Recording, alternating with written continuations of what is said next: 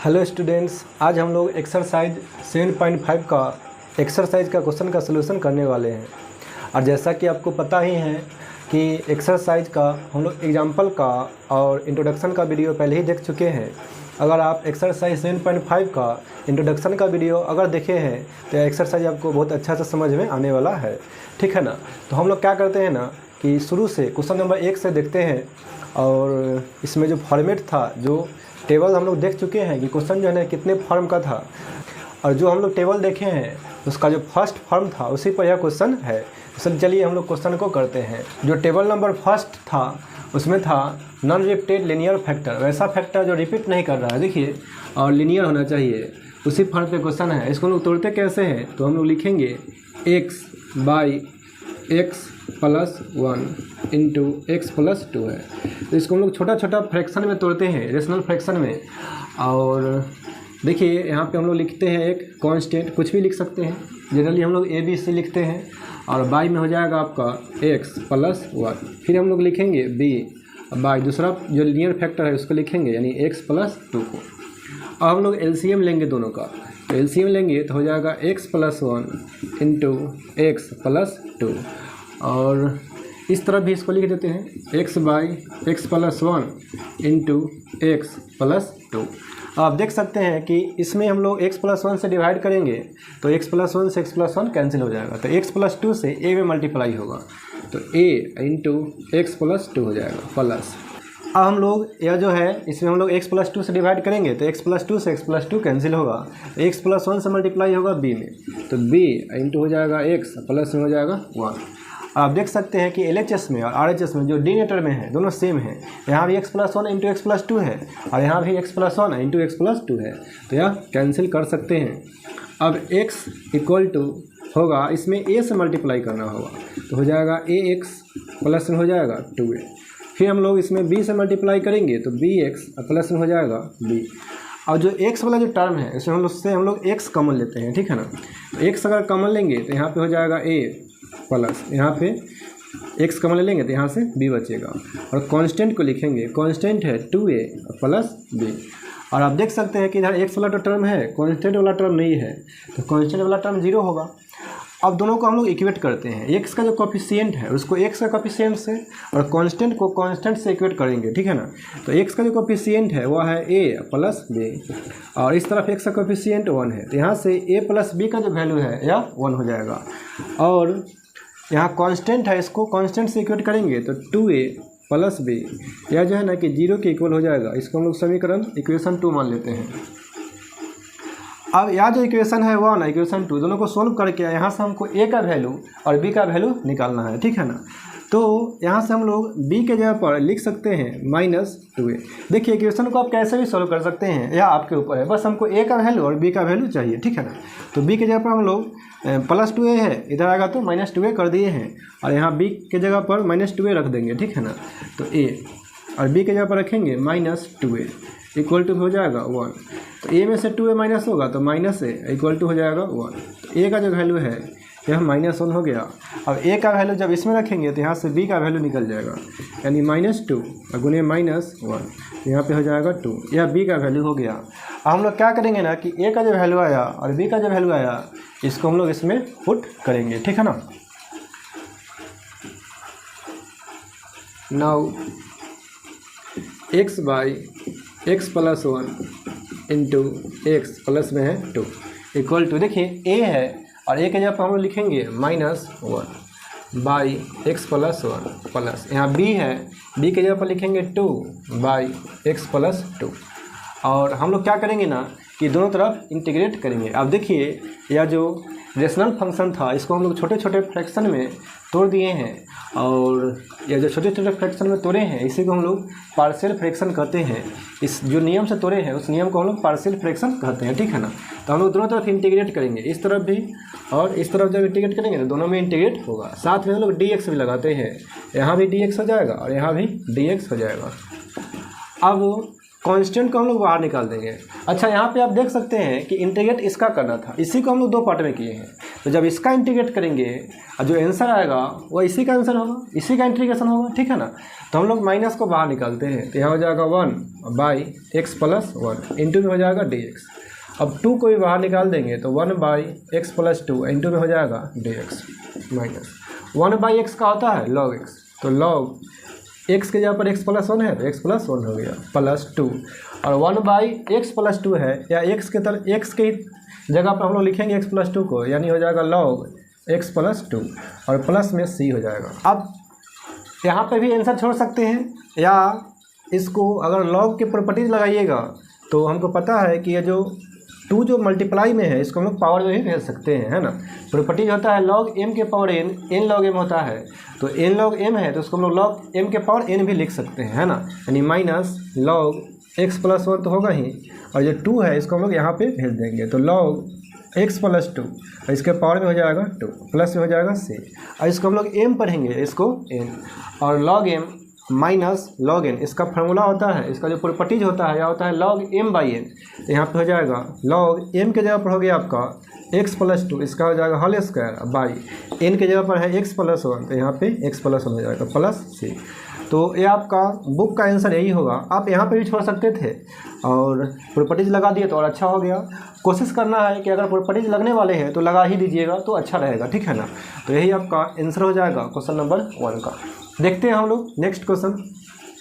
देखिए आपका question number 2 है, और क्वेश्चन नंबर 2 जो है ना यह है ऊपर में तो कांस्टेंट है 1 है, और नीचे में दिखने से क्वाड्रेटिक लग रहा है, मतलब x का पावर 2 है, लेकिन इसको हम लोग लीनियर में चेंज कर सकते हैं, यानी इसका फैक्टर हो सकता है। अगर इसका फैक्टर नहीं होता तो यहाँ जो टेबल देखे हैं इंट्रोडक्शन में उसका जो फॉर्म 5 था उस पर लगता, मतलब अगर डिवाइड में डिनोमिनेटर में अगर क्वाड्रेटिक होता है तो हम लोग न्यूमरेटर में लिनियर को पुट करते हैं, लेकिन इसका चूँकि लिनियर में हम लोग चेंज कर सकते हैं तो यहाँ फॉर्म 5 लगाने की ज़रूरत नहीं है। इसमें हम लोग क्या करेंगे ना 1/, जैसे देखिए x का स्क्वायर है वो तो रहेगा ही, और जो 9 है 9 को हम लोग 3 का स्क्वायर लिख सकते हैं, और यह a square minus b square पे आ जाएगा, और इसका होता है a minus B into a plus B into में हो जाएगा dx। तो यह जो है ना कि जो टेबल देखे हैं इंट्रोडक्शन में उसका जो फॉर्म 1 है उसी पे यह बन जाएगा, ठीक है ना। हम लोग फॉर्म 5 तब लगाते हैं जो क्वाड्रेटिक दिया रहता है उसका अगर लीनियर में नहीं टूटता है, उसका फैक्टर नहीं टूटता है, तब जाकर के हम लोग फॉर्म 5 लगाएंगे, यानी डिनोमिनेटर में अगर क्वाड्रेटिक है तो उस तरफ न्यूमरेटर में हम लोग लीनियर को पुट करते हैं, ठीक है ना। जैसे अगर यहाँ x स्क्वायर अगर -9 है, इसके अगर +9 रहता तो फिर हमको फॉर्म 5 लगाना पड़ता, लेकिन ये लीनियर में टूट गया, माइनस में है लीनियर में टूट गया, इसलिए हम लोग फॉर्म 1 से ही इसको बना देंगे, ठीक है ना। तो यहाँ पे हम लोग लिखेंगे 1/x-3 इंटू x प्लस में हो जाएगा 3। तो यहाँ पे हम लोग लिखेंगे कांस्टेंट a बाई, यहाँ लीनियर है x-3 तो उसको लिख देंगे plus b by x plus में हो जाएगा 3। अब हम लोग दोनों का एलसीएम लेंगे, तो एलसीएम लेंगे तो यहाँ पे हो जाएगा x-3 इंटू x प्लस में हो जाएगा 3।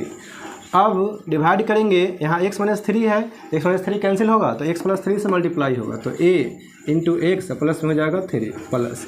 अब जो है ना कि इसमें डिवाइड करेंगे x + 3 से तो कैंसिल हो जाएगा, तो x - 3 से मल्टीप्लाई होगा, तो b इंटू x - 3 हो जाएगा। इस तरफ होगा 1/x - 3 इंटू x प्लस में हो जाएगा 3, तो यह तो कैंसिल हो जाएगा, यहाँ पे हो जाएगा 1। अब a से मल्टीप्लाई करेंगे दोनों में, तो ax प्लस हो जाएगा 3a, फिर हो जाएगा bx, अब माइनस में हो जाएगा 3b। अब यह दोनों में से हम लोग x को कॉमन लेंगे, तो x कॉमन लेंगे तो यहाँ पे हो जाएगा a प्लस में हो जाएगा b, और यह दोनों कांस्टेंट को एक साथ लिखेंगे यानी 3a और माइनस में हो जाएगा 3 और b हो जाएगा। यहाँ पे 1 है, यानी यहाँ कोई वेरिएबल वाला टर्म नहीं है, x वाला टर्म नहीं है, तो आप ऐसे भी लिख सकते हैं 0x इक्वेट करेंगे तो आसानी से आपको दिखेगा कि हाँ a प्लस बी को हम लोग 0 से इक्वेट कर रहे हैं, ठीक है ना। नहीं भी अगर लिखेंगे तो कोई दिक्कत नहीं है। अब देखिए a प्लस बी जो है ना, a प्लस बी को जब इक्वेट करेंगे 0 से तो इसको हम लोग समीकरण 1 मान लेंगे, और यहाँ पे है 3a और माइनस 3b, इसको इक्वेट करेंगे हम लोग 1 से, तो इसको हम लोग इक्वेशन 2 मान लेंगे। और इस दोनों को सोल्व करके यहाँ से हमको निकालना है a का वैल्यू और b का वैल्यू। देखिए यहाँ हम लोग b के जगह पर लिख सकते हैं -a, और इसमें पुट करेंगे b के जगह पर 3a तो है ही -3, और b के जगह पर लिखेंगे -a, तो यहाँ प्लस में हो जाएगा 3a और प्लस में हो जाएगा 1, तो 3a और 3a, यहाँ पे हो जाएगा 6 से यहाँ 1 होगा, तो यानी a का वैल्यू हो जाएगा 1 और y में हो जाएगा 6। ठीक उसी प्रकार से जो वैल्यू है इसको इसमें पुट करेंगे तो b का जो वैल्यू है यह हो जाएगा -1 और y में हो जाएगा 6। या जो वैल्यू a का आ गया और b का आ गया, इसको हम लोग जो तोड़े हैं इसमें a की जगह पर a का वैल्यू रखेंगे, b की जगह पर b का वैल्यू रखेंगे। 1/x - 3 इंटू x प्लस में है 3। और जो a है a की जगह पर हम लोग लिखेंगे 1/6 और y में हो जाएगा x - 3। और ये जो b है इसके जगह पर लिखेंगे -1/6 और y में हो जाएगा x प्लस में है 3। दो तरफ हम लोग इंटीग्रेट करेंगे, साथ में dx भी लगेगा क्योंकि फंक्शन x में है तो x के रेस्पेक्ट इंटीग्रेट करना है। आपको कांस्टेंट को बाहर निकालेंगे, कांस्टेंट है 1/6, तो यहाँ हो जाएगा 1/x - 3 into dx plus minus हो जाएगा -1/6 1/x + 3 इंटू में हो जाएगा dx। तो 1/6 तो है ही और 1/x का होता है log x, तो log x की जगह हो जाएगा x - 3 1/6। यहाँ भी हो जाएगा log x और प्लस में हो जाएगा 3 और प्लस में हम लोग c लगा देते हैं। अब देखिए अगर log का जो प्रॉपर्टीज़ है इसमें अगर लगने वाला है तो लगाते हैं, हालांकि आपका इंटीग्रेट हो गया, आप यहाँ पर भी छोड़ सकते हैं, लेकिन log लगाने से प्रॉपर्टीज लगाने से और भी इसको सोल्व कर सकते हैं। जैसे या दोनों में से अगर 1/6 कॉमन ले ले तो यहाँ पे हो जाएगा log x - 3 और 1/6 तो बाहर निकल गया तो यहाँ पे हो जाएगा log x + 3 और प्लस में हो जाएगा c। तो अब देखिए log m minus log n, यहाँ हो जाएगा log m/n, यहाँ तो 1/6 होगा ही, log x - 3 और y में हो जाएगा x + 3 और प्लस में हो जाएगा c। तो यही आपका आंसर हो जाएगा क्वेश्चन नंबर 2 का। देखते हैं हम लोग नेक्स्ट क्वेश्चन नंबर 3। देखिए यही आपका क्वेश्चन नंबर 3 है और यह जो टेबल में हम लोग फॉर्म 3 देखे हैं उसी पर यह आएगा, ठीक है ना, क्योंकि यहाँ डिनोमिनेटर में 3 लीनियर फैक्टर हैं और जो कि नॉन रिपीटेड है, कोई रिपीट नहीं कर रहा है, मतलब x - 1 भी एक बार है, x - 2 भी एक बार है और x - 3 भी एक बार है, ठीक है ना। तो हम लोग क्या करते हैं कि जो फॉर्म 3 में देखे हैं उसी प्रकार से इसको तोड़ेंगे, यानी डिवाइडिंग हो जाएगा x - 1 into x - 2 into x - 3। तो हम लोग क्या करते हैं ना कि एक हम लोग कांस्टेंट लिखते हैं a और डिवाइड हो जाएगा x - 1 प्लस फिर लिखेंगे b/x - 2 और c y में हो जाएगा x - 3, ठीक है। अब इसका हम लोग एलसीएम लेंगे तो यहाँ पे हो जाएगा x - 1 into x - 2 into x - 3। तो जब डिवाइड करेंगे x - 1 से तो कैंसिल होगा x - 1 से, तो यह दोनों से मल्टीप्लाई होगा a में, तो a इंटू यहाँ पे हो जाएगा x - 2 इंटू x - 3। आप मल्टीप्लाई करके भी लिख सकते हैं, ठीक है ना, प्लस और x - 2 से डिवाइड करेंगे तो कैंसिल होगा, तो b में मल्टीप्लाई होगा x - 1 से और x - 3 से और x - 3 से कैंसिल होगा, तो यहाँ पे हो जाएगा c इंटू x - 1 x - 2 और इस तरफ है 3x - 1 by x - 1 into x - 2 into x - 3। अब देख सकते हैं कि जो डिनोमिनेटर में है उससे यह कैंसिल हो जाएगा, दोनों सेम ही है। तो यहाँ पे हो जाएगा आपका 3x - 1। अब हम लोग मल्टीप्लाई करेंगे, x में x से करेंगे मल्टीप्लाई तो हो जाएगा x² माइनस इससे से करेंगे तो -3x और -2x, यहाँ पे हो जाएगा -5x और -2 में 3 से मल्टीप्लाई करेंगे -3 में तो +6 हो जाएगा b इंटू फिर देखिए x में x से मल्टीप्लाई होगा तो होगा x² -3x -x -4x हो जाएगा और प्लस में हो जाएगा 3 और c से मल्टीप्लाई करेंगे तो x² -2x और -x -3x हो जाएगा और -1 से -2 मल्टीप्लाई करेंगे तो यहाँ पे +2 हो जाएगा, ठीक है ना। तो अब हम लोग क्या कर सकते हैं ना कि a से तीनों में मल्टीप्लाई करा सकते हैं, b से भी मल्टीप्लाई कराएंगे या c से भी तीनों में मल्टीप्लाई यहाँ कराएंगे, ठीक है ना।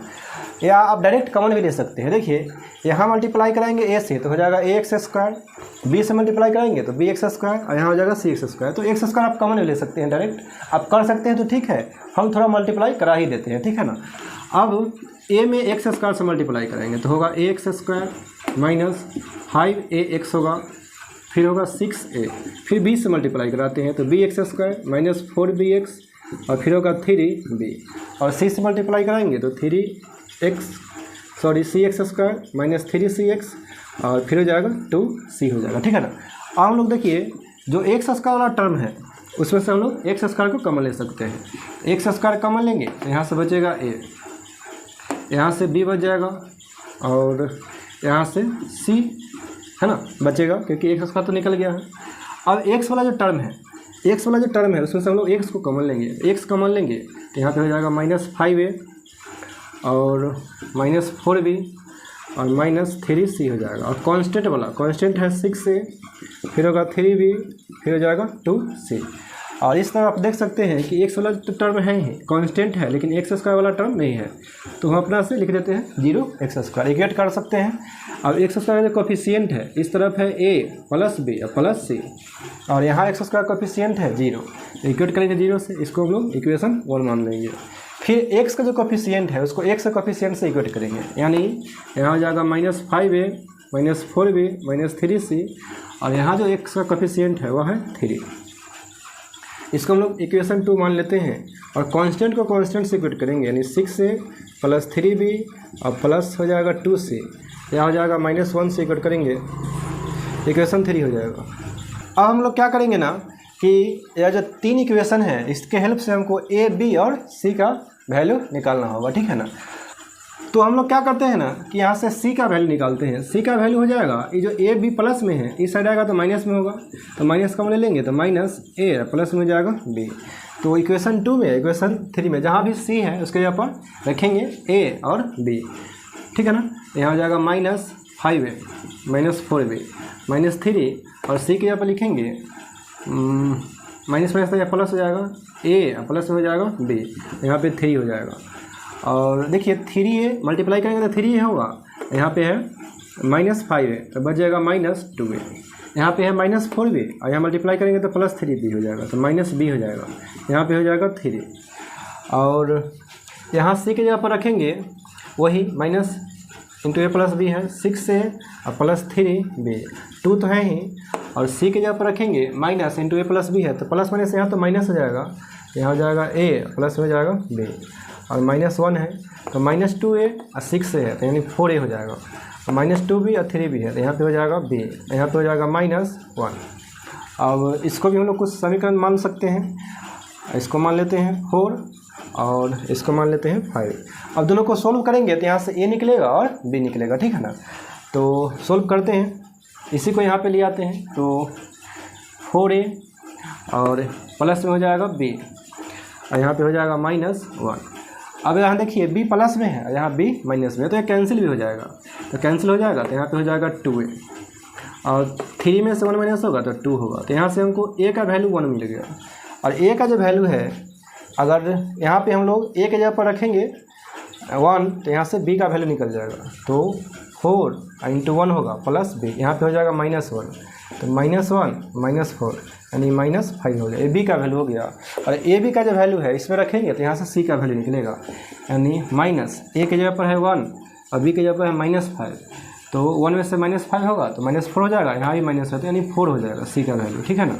तो यहाँ जो ए का वैल्यू आया, बी का वैल्यू आया और सी का जो वैल्यू आया, इसमें हम लोग पुट करेंगे ए में, बी में और सी में, ठीक है ना। और उसके बाद हम लोग इंटीग्रेट करेंगे, देखते हैं। देखिए अब हम लोग क्या करेंगे ना कि हमारे पास जो ए का वैल्यू, बी का वैल्यू और सी का वैल्यू अभी निकाले हैं, इसको हम लोग इसमें पुट करेंगे।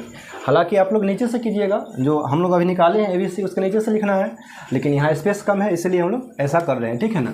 तो यहाँ हो जाएगा ए के जगह पर हम लोग लिखेंगे, ए का वैल्यू है 1 तो यहाँ पे 1 हो जाएगा, और बी है, बी का वैल्यू हम लोग निकाले हैं -5 तो यहाँ पे हो जाएगा -5, और सी का वैल्यू 4 है तो यहाँ पे हम लोग 4 भी कर सकते हैं।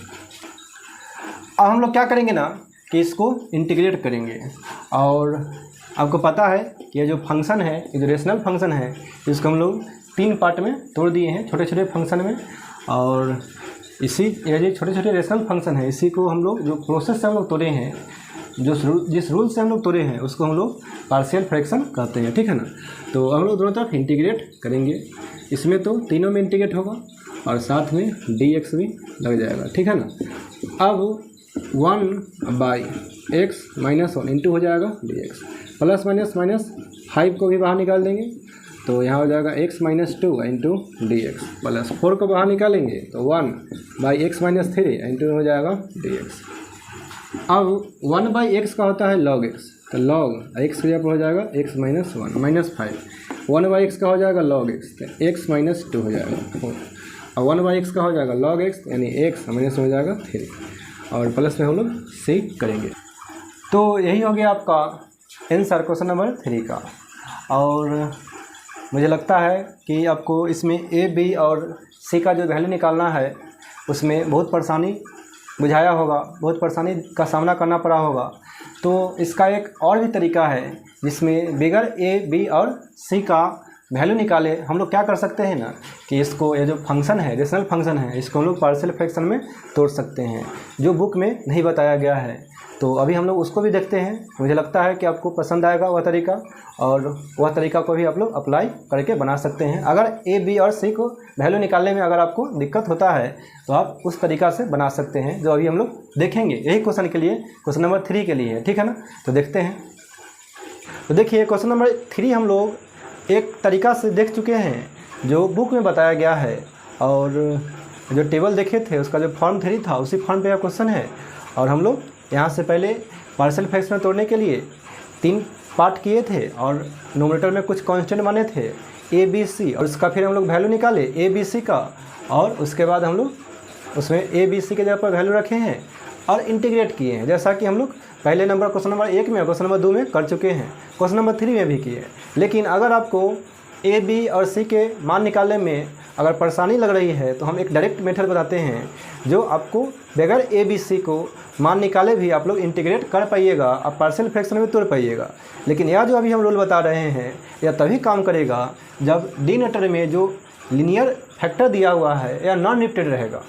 अगर यह रिपीट कर रहा है या क्वाड्रेटिक है तो फिर यह रूल काम नहीं करेगा। तो देखते हैं हम लोग, जैसे यहाँ जो है ना कि है 3x minus 1 by x minus 1 into x minus 2 into x minus 3 है, ठीक है। तो हम लोग पहले क्या करते थे कि a बाई लिखते थे x minus 1 plus b by x minus 2 और प्लस c या बाई x माइनस 3 लिखते थे। लेकिन अभी ऐसा नहीं करेंगे, अभी हम लोग लिखेंगे बाई और यहाँ पे x माइनस 1 पहला फैक्टर को, ठीक है। और जो यहाँ पे लिखते हैं उसको हम लोग अपना से कहीं भी रफ में इक्वेट करेंगे 0 से, और यहाँ से हम लोग x का वैल्यू निकालेंगे। यहाँ से आप देख सकते हैं कि x का वैल्यू 1 हो गया। तो चूँकि इस फैक्टर को x माइनस 1 को यहाँ लिखे हैं तो इसमें पुट नहीं करेंगे, बाकी जहाँ जहाँ x है वह सब जगह पर हम लोग जो वैल्यू आया है x का वह पुट करेंगे, और यहाँ जो वैल्यू आएगा उसको लिखेंगे, ठीक है ना।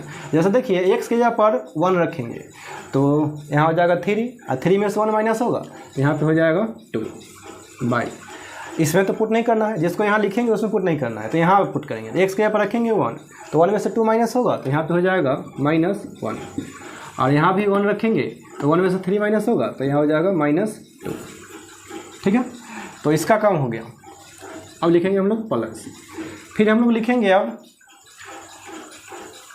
x माइनस 2 को यहाँ पे x माइनस 2, और जिसको यहाँ पे लिखते हैं उसको हम लोग अपना से रफ में इक्वेट करेंगे 0 से और x का वैल्यू निकालेंगे। तो यहाँ से x का वैल्यू हमको पता चला कि 2 है ना। तो अब इसमें पुट नहीं करेंगे, जिसको यहाँ पे लिखते हैं उसमें पुट नहीं करते हैं, बाकी जहाँ जहाँ x है उसके जगह हम लोग 2 पुट करेंगे, ठीक है ना। तो 2 पुट करेंगे, देखिए यहाँ 2 रखेंगे तो यहाँ हो जाएगा 6, और 6 में से 1 माइनस होगा तो 5 हो जाएगा। यहाँ भी 2 रखिए तो 2 में से 1 माइनस होगा तो यहाँ पे हो जाएगा 1, और इसमें तो रखना नहीं है, इसमें 2 रखेंगे तो 2 में से 3 माइनस होगा तो यहाँ पे हो जाएगा माइनस 1 प्लस। अब तीसरा की बारी है, तीसरा लीनियर फैक्टर है x माइनस 3, तो यहाँ पे हम लोग लिखेंगे x माइनस 3, और यह जो x माइनस 3 है, x माइनस 3 को भी इक्वेट करेंगे 0 से, तो x का वैल्यू यहाँ से 3 निकल जाएगा, है ना। तो ये जो x का वैल्यू 3 है तो अब इसमें पुट नहीं करेंगे, जिसको हम लिखते हैं उसमें पुट नहीं करते हैं, बाकी जहाँ जहाँ x है यहाँ 3 पुट करेंगे।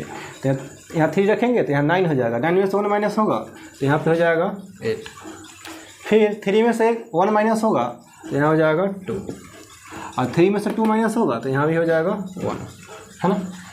तो अब देख सकते हैं कि यह जो रेशनल फंक्शन है इसको हम लोग 3 पार्ट में तोड़ दिए हैं, और इसमें हम लोग a b और c का वैल्यू निकाले भी नहीं, बस डायरेक्ट ये समझिए कि ए बी सी का ही वैल्यू है। आप अगर मिलाइएगा, अभी हम लोग ए बी सी का वैल्यू निकाल के देखे हैं, तो आप देखिए यहाँ पे जब कट जाएगा, कैंसिल होगा, जो आएगा वैल्यू देखिएगा कि ए बी सी के बराबर ही है ना। लेकिन यह डायरेक्ट मेथड हो गया जो बुक में नहीं बताया गया, ठीक है ना। तो यह तरीका भी आप अपना सकते हैं, लेकिन यह तरीका तब काम करेगा जब डिनोमिनेटर में नॉन रिपीटेड लीनियर फैक्टर रहेगा। रिपीट नहीं करना चाहिए, नॉन रिपीटेड लीनियर फैक्टर होगा तभी जो लगेगा, नहीं तो हम लोग जैसे बनाते हैं वैसे ही बनाएंगे ए बी सी मान के, ठीक है ना। अब हम लोग दोनों तरफ इंटीग्रेट कर देंगे, इधर भी और इस साइड भी हम लोग क्या करेंगे, इंटीग्रेट कर देंगे। इंटू हो जाएगा D x into D x into D x.